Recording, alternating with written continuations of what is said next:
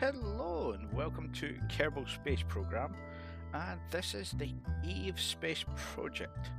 For those of you that aren't aware of this, there is a mod called Alien Space Program which can allow you to shift where you want to launch your space program from and where all your bases are situated.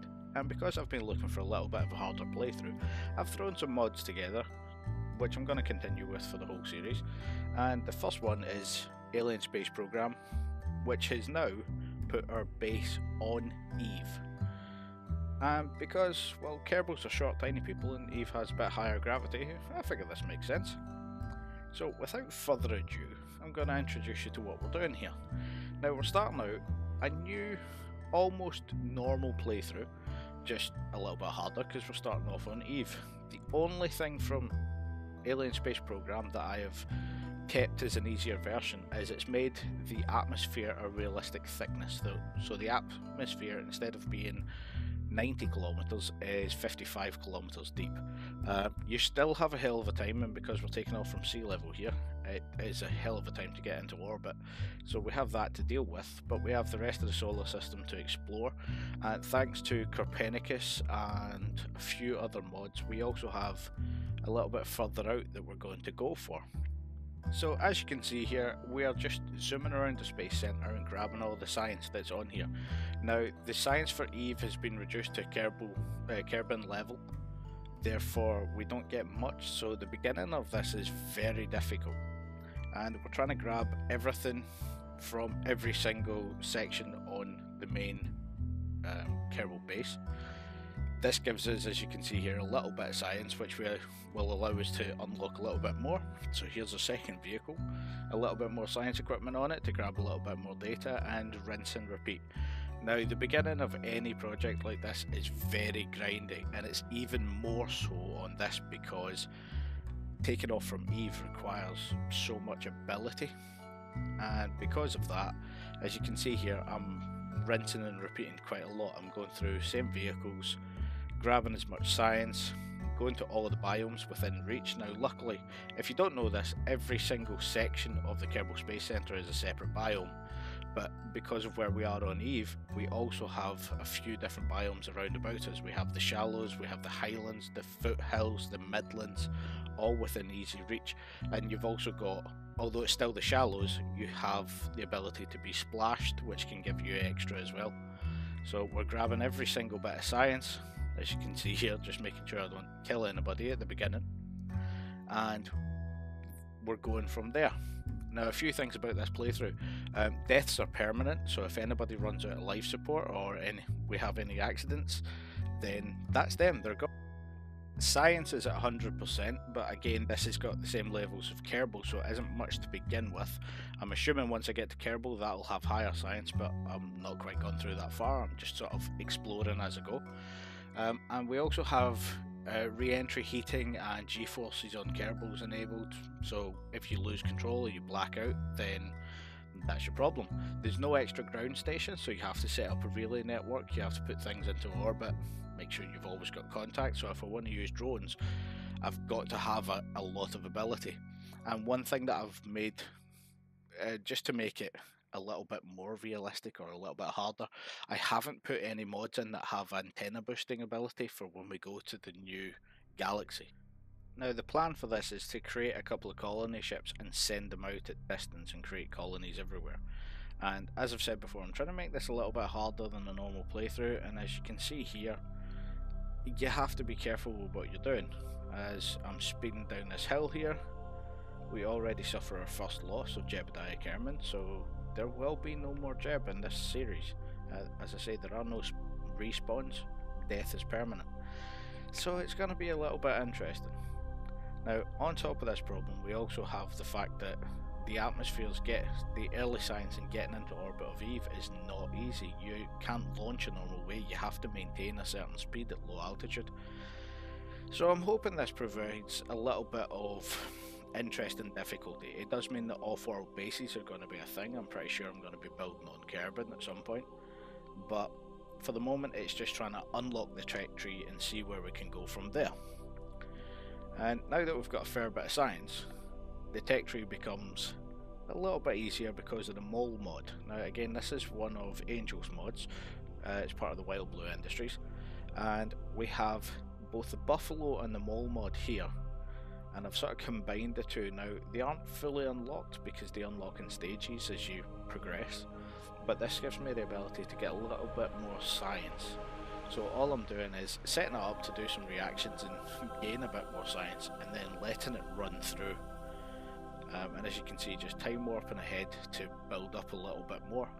Now it seems kind of cheaty, and I suppose it is to a small extent, but at the same time, early on we need a lot of science, and this is a bit of a less grindy way, possibly just as grindy, but it's a little extra boost to give us a little bit more science in the beginning. For anybody that knows EVE or has experimented with it, there is a lot of skill requirement to launch from EVE, and you really can't launch big rockets.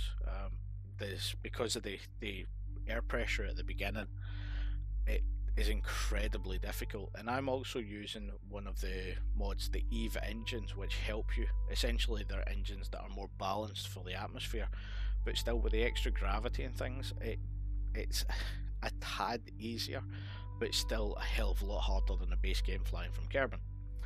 So from here we get to a point where we actually need to start launching satellites and launching things. So one of the first things that I do is create just a basic little satellite and try and get it up into the air. Now it's technically not going to space, so I don't know if you can call it a satellite, but my point was to grab more science from different places. The higher up the better. And as you can see there, I'm trying to use parachutes on all the pieces because money is scarce and I need to save as much as possible. So I'm trying to make everything reusable. So for our second launch we start with some planes. Now again, EVE has a different atmosphere. There is no oxygen, so everything has to run on rocket engines. So we're flying a low level explorer, and all we're doing is going to grab some science from the other biomes that are close by. So as you can see here, I'm heading up to the highlands, and this creates another problem for some strange reason, and I was told that this had been fixed in 1.4, but for some weird reason craft on the ground get very bouncy at low speed, and it means that there is a bit of a nightmare that I want to show you here, which is trying to recover the craft. As you can see, it's sliding and wobbling. For some weird reason, the guys that run Kerbal have never managed to figure out the actual friction on EVE. It's always been this bad for as long as I've played anyways, which is a few years. But I get around this particular time by recovering the Kerbal, and then from the base scene recovering the main ship. But it's not brilliant. And as you can see here from a couple of unusual jump cuts, there were several of these little drone planes, or well, not really drone planes, they were all piloted, but there were several of these launched to go and get different bits of science from different biomes. And we went east, we went west, we went north, we went south.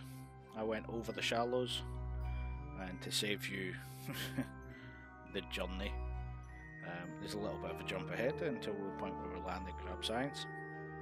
Now obviously the point of this is to grab as much science as possible and get to the point where we can launch a decent rocket, and I wasn't particularly thinking in the beginning until I realised that I don't have to launch a rocket into orbit. So we go to the point where I decide to run a few tests as well, and we try and I didn't really film it, but every time I got a tester booster at the launch pad, I ran those as well until I decided it was time to take the launch out of the atmosphere. Now once we got that, it was rocket time. So this is nice, simple. It was a 2-stage rocket that I came up with, and I decided to bolt straight out of the atmosphere. We're using EVE engines on the bottom stage, and then a lower ISP engine on the top with a slightly higher thrust. But unfortunately, as you can see here, we start having a few control issues. So I just grab as much as I can, science-wise, at a higher level, and try and boot it as high as possible. Unfortunately, that isn't particularly high, and a quick redesign was in the works. So on version 2 you can see that I've removed some of the aerodynamics, but I've also put fins in there, and you can really see that wobble in this Time Warp. But the problem I was having with this was I was at the part limit that I could manage. I still wanted to take some science parts into orbit because obviously I need to get, well, I need to get science from out of the atmosphere. At the same time I want to achieve the milestone because that gets me a little bit more science, some more funding, and will unlock some other missions. So we eventually get up here, and as is usual we grab all the science we can. As you can see I got a bit of fuel left there because of how aggressive the atmosphere is on Eve. I decided to use the rocket engine to slow us coming back in, and then grab a little bit more science from unused parts as I'm going through the high atmosphere, and drop back down nice and easily. Now with a quick jump cut once we've opened the parachute to get into the ground, because my god, even in 4x time acceleration this is painful to watch, we set up for our next launch. Now this is the third launch that we're doing, and we are going for orbit. Now as you can see here I'm going pretty much as vertically as possible. I'm trying, and that's a long trying, I'm trying to go for orbit. Now we're using the boosters to get ourselves above the thickest part of the atmosphere, but unfortunately when we decouple we're actually still in it. So we need to burn almost vertically and then slowly tip over and try not to get any flames or reheating or any of these issues. And we are scraping the bottom of the barrel. Luckily the delta V required to get into orbit is much the same as Kerbin, because although we have a higher resistance through the atmosphere, we also have a lower altitude, and I am trying to skim it as best I can and just get into orbit. As you can see here we're doing not too bad, just a couple of little bumps and time warps, and we eventually get up there. So we have our goal. So that is us completed one of our first missions, the second mission essentially. We are in orbit. Now at the same time as doing all these things I was also running a couple of tests here, there and everywhere, but testing to me is kind of boring. You just take a command pod, slap an engine to it, hit launch and then hit test, so I didn't film any of that stuff. As they're going I'm just trying to grab any science, grab any money from them. But I thought this was quite interesting because yeah, it's Eve, so trying to launch from Eve and then recover yourself is not too bad. As you can see I'm massively overshoot my landing because I have very little experience landing in this. In fact this is actually the first time that I have returned something back into the atmosphere from orbit on Eve with this height of atmosphere, the 55km atmosphere, so I have no idea what I'm doing. But from there we do a couple more launches, essentially launching the same vehicle, a little bit more science, and trying to get as much science as we can from out of the atmosphere and from the top atmosphere. As I repeated this launch it went slightly differently and it was all manual error, so I've sort of clipped together the different parts. As you can see I got a little bit of re-entry heating on the exit of the atmosphere, but I still managed to grab some science, although I didn't make it all the way into orbit. I grabbed what I could. I lost one of the pods unfortunately, the mystery goo pods, but we get back safely, we haven't lost anybody else, and then it comes time for another rover. Now the little bit you can see in the centre of this is again from one of the Wild Blue Industries mods, but I can't remember which one. I think it's DSEV puts this in, and it's a little bit of extra science that you can do. It takes a little bit of time, but it's manageable. And on the back there you can see another little thing that I had to test, a little engine that I had to test. So we run through some tests, we drop some more little facilities out for doing not only experiments but also running different sort of science things that are part of the mole mod. I don't have too much of it at the moment, but I'm just trying to grab absolutely everything I can, and this is the same process I did before where I put out an experiment, I have a scientist there to crunch some science, and then we just time warp until I run out of life support. And this is essentially rinse and repeated until I have the ability to open up a few more things for rocketry, and to get some more money to expand the launch pad and the actual launch building the VAB so that I can have more parts and I can launch heavier vehicles. But we get through all of this fairly easily, and then it is time for our next rocket. Now, with the science that we've unlocked, the next rocket is actually a probe, and we're using much the same launcher, slightly rearranged, and we're just going from some outer space research again. So one more time, I'm just launching straight up. For some weird reason, I used this to launch it, even though I didn't need the Delta V, but I completely forgot about it, and I was obsessed with getting to orbit. Unfortunately, this doesn't have the ability to get to orbit with this payload. It's something to do with the stability that I can't fix. So we get up into space, we use the science module, grab what we can, and then lose the science module as we re-enter. Unfortunately, for some weird reason, the heat shield didn't work as it was supposed to. But we've got a little bit of science at least, and after returning this, we are actually at the point where I'm going to call it quits for this episode.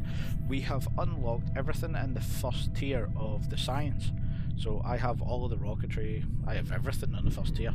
Now unfortunately that isn't everything that I could do with, but as you can see here, I've completed a couple of missions and I'm fairly comfortable with what's going on, but I don't have the money to unlock the next science facilities. So I hope this is a fairly interesting concept for anybody that's watching. It's something I was thinking about doing for a while, and yeah, we'll see where it goes from here. But thanks for watching as always. If you like this, then leave a comment. I don't mind about likes or subscriptions, but leave a comment. It's always nice to know what you think, good or bad. Just don't be nasty. Well, I don't really mind if you are, but crack on. Bye.